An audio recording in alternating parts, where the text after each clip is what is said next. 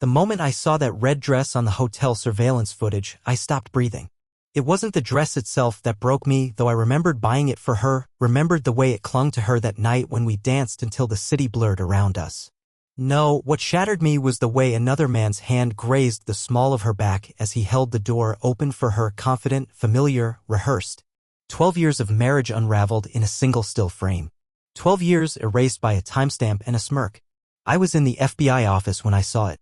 My desk still littered with empty coffee cups from the double shift I'd just pulled, my partner Zach hovering beside me, uncharacteristically quiet. He dropped the manila folder on my desk without a word. That's how I knew it was bad. Zach was never quiet. "You're not going to like this," he said finally, his voice low, heavy. "But you need to see it." I opened the folder with the kind of dread you don't get trained for at Quantico. And there she was. My wife. Cassidy. In a hotel she had no business being in. Wearing the anniversary dress I thought she'd donated. With a man I'd been investigating for over a year. Pete Caswell. On paper, Caswell was a construction mogul. In reality, he was the linchpin of a sprawling financial crimes syndicate laundering millions through real estate shells, linked to multiple suspicious deaths, and now apparently, seducing my wife. My gut twisted. I flipped through the photographs Zach had gathered. Same hotel. Different dates. Different dresses. Same man. Same time of day. Always 2 hours. Always alone. Always leaving separately. I'd studied hundreds of cases like this. Women targeted for their access to money. To influence. To men like me.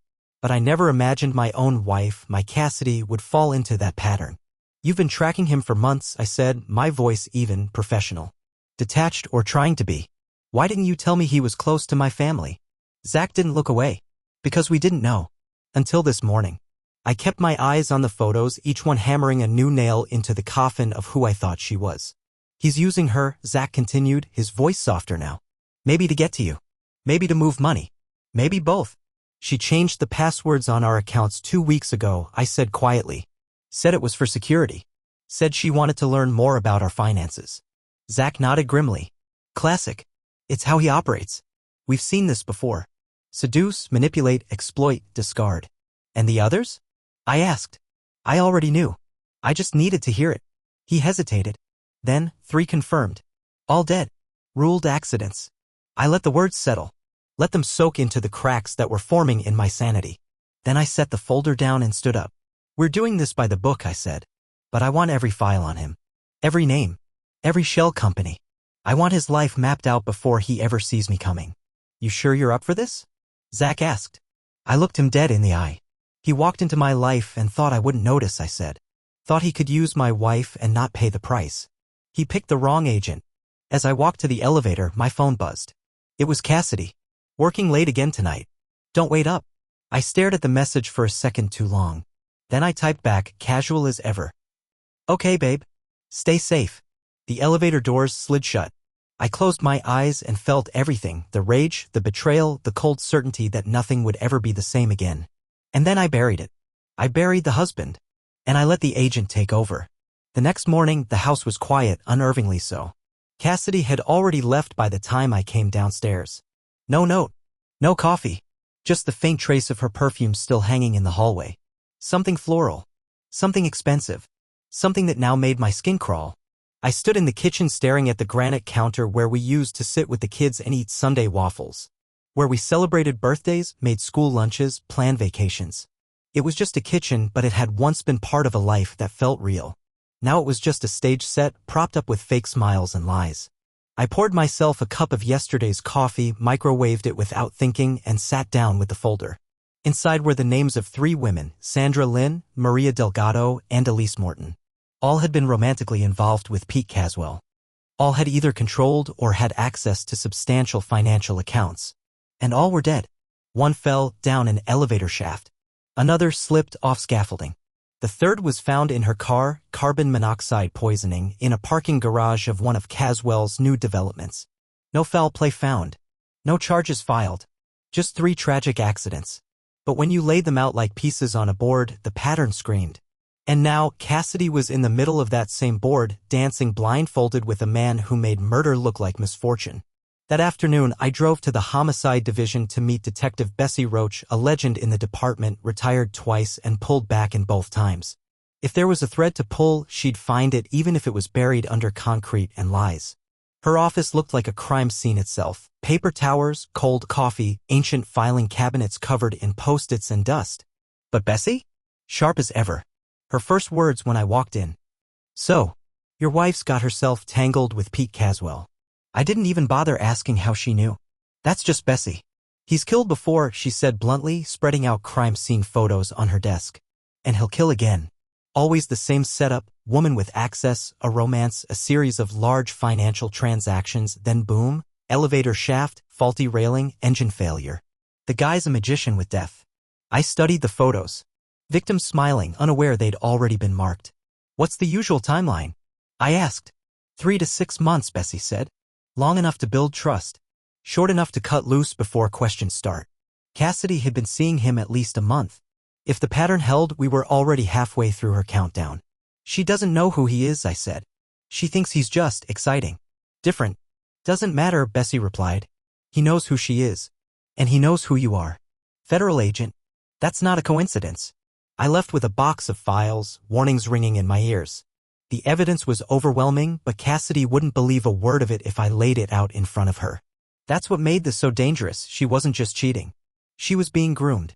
Used. I needed more. Something she couldn't deny. That's when I called Dina. Cassidy's best friend. Maid of honor at our wedding. Godmother to our kids. I hadn't seen her in weeks, but something about her silence had been eating at me.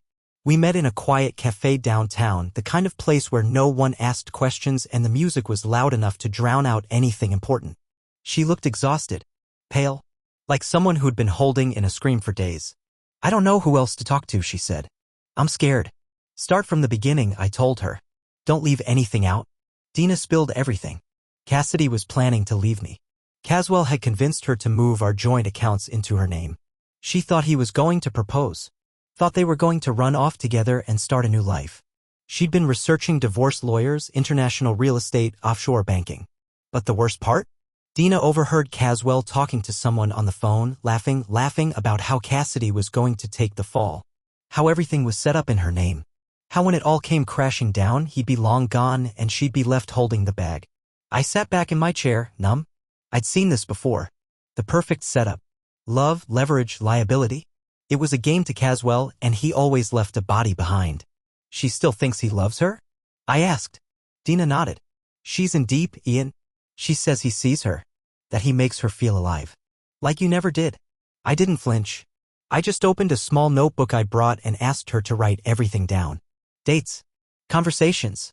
Suspicious behavior. Anything. You're not paranoid, I told her. You're the only one paying attention. As we parted, I handed her a burner phone. If she contacts you, don't say anything. Just forward me the messages. And whatever happens, don't try to confront her. That night, I got a text from Cassidy. Pete wants to talk to you. Face to face. Be a man. It was perfect. Too perfect. Caswell wanted to come to my home. The same place where my kids had learned to walk. The same living room where I'd kissed my wife on Christmas mornings. He was going to walk through my front door and try to eliminate me under the guise of honesty. But he had no idea who he was dealing with. I wasn't just the man she betrayed.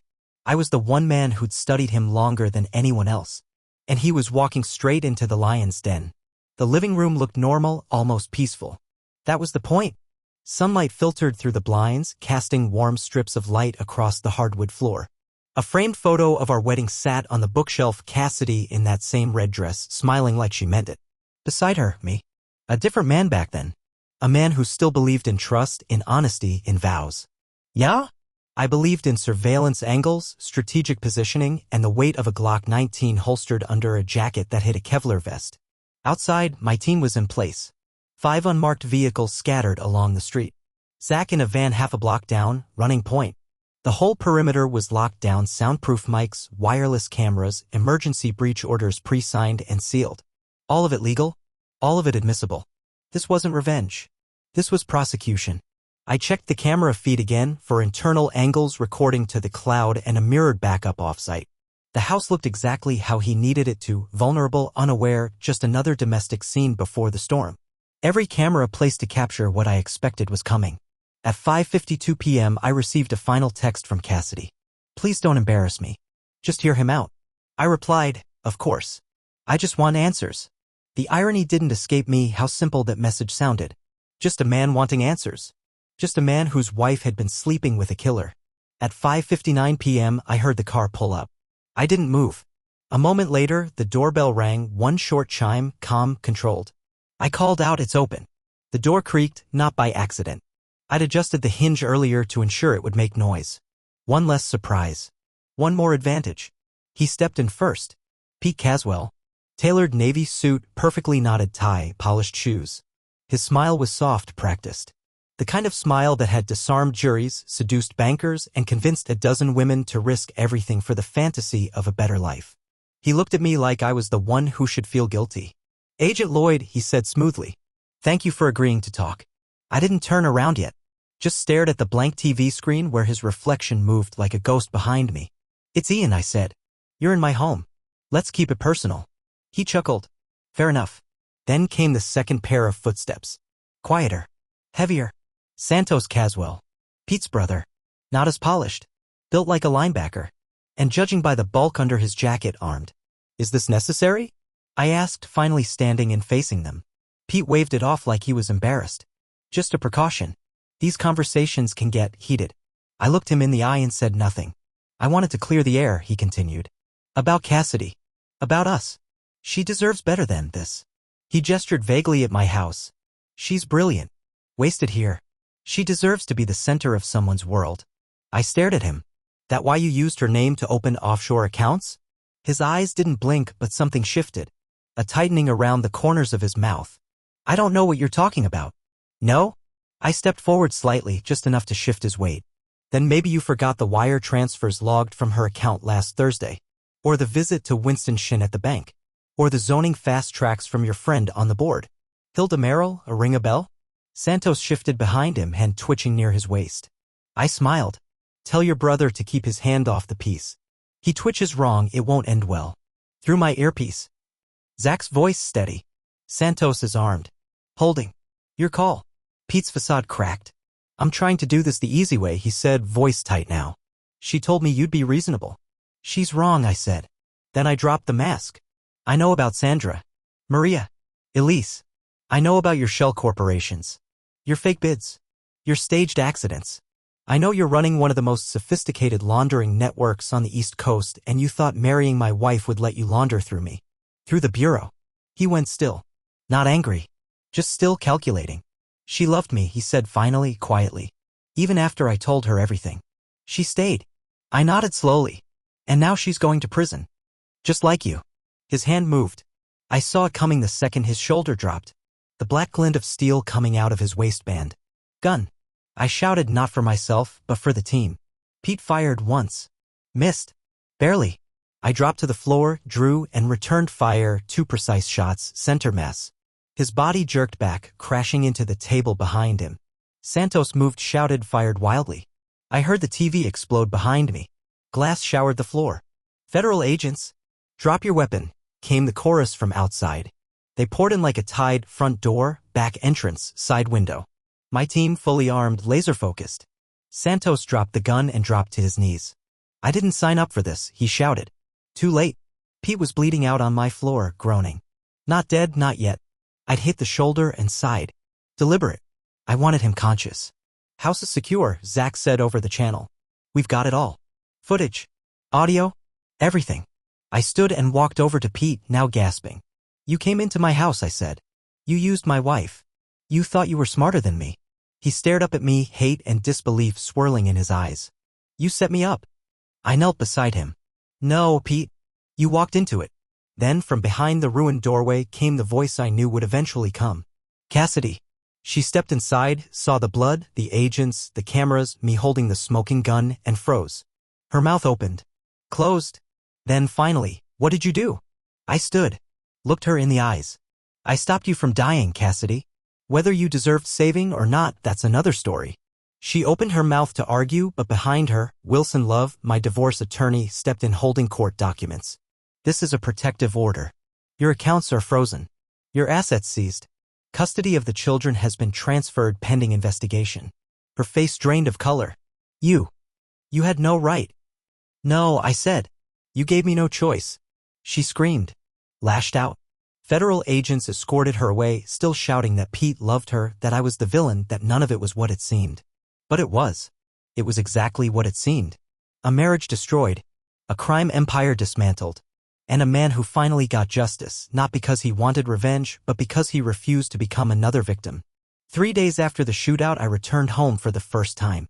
It didn't feel like home anymore. The walls still bore the scars, bullet holes patched with plywood, shattered glass taped over, the faint outline of dried blood still clinging to the floorboards like residue from a fever dream. The family portraits had been boxed up. The couch was gone. The house was quiet, hollow, stripped of its illusion. I stood in the center of the living room where Pete Caswell had tried to end my life and my marriage in one shot, and I finally let myself feel it. Not rage, not relief, just fatigue. The kind that lives in your bones and doesn't care about rank or law or how well you shoot under pressure. Cassidy had been arrested at the scene. Her charges weren't just about the affair anymore, they were criminal, money laundering, wire fraud, conspiracy to obstruct justice. And the evidence? Overwhelming. She had signed transfer orders, sent coded messages, facilitated introductions between Caswell's network and legitimate business fronts, all while pretending to be the loyal wife of an FBI agent. She hadn't just betrayed me. She betrayed everything I stood for. She pleaded not guilty, of course. Hired the most vicious defense attorney in the state. Claimed she'd been manipulated, coerced, abused, whatever might stick. But the forensic team had done their work. My team. Her fingerprints were all over the system. Still, the hardest part wasn't seeing her in a jumpsuit or listening to her lie in court. It was explaining it to the kids. They were at my sister's house when it all happened. Safe. Far from gunfire, far from headlines. But not far enough from reality. They were old enough to understand what custody hearing meant. What federal charges meant. What mom's not coming home for a while really meant. I told them the truth, enough of it at least. That their mother made some dangerous choices. That she helped the wrong people. That I did what I had to do to protect all of us. My daughter didn't speak to me for 2 days. My son cried in his sleep. By the end of the week, she was indicted. By the end of the month, the entire operation was unraveling. We took down more than 30 accomplices, lawyers, accountants, zoning officials, even Cassidy's real estate partner. Every one of them either flipped or fell. Pete Caswell survived the gunshots but not the courtroom. His attorneys tried every play in the book, suppression, insanity, entrapment, but the surveillance footage left no room for stories. He pulled the gun. He fired first. He walked into a federal agent's house with intent to kill. He'll never walk out of prison again. And Cassidy? She took a deal.